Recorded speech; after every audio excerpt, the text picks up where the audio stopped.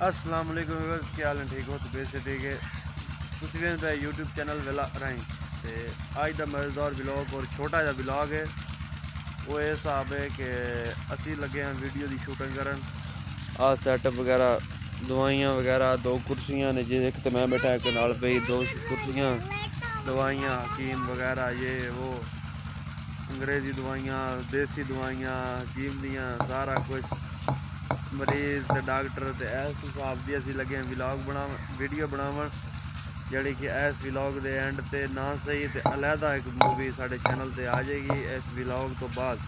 पहले व्लॉग आए दा, उस तो बाद साडी वो वीडियो आएगी। जेड़ा भाई व्लॉग वेखे इंशाअल्लाह इस व्लॉग दे विच साडे उंदे मैसेज आउण दे, इस वीडियो दा थोड़ा ट्रेलर होएदा।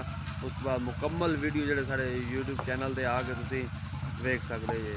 ओके बाय, अल्लाह हाफिज़।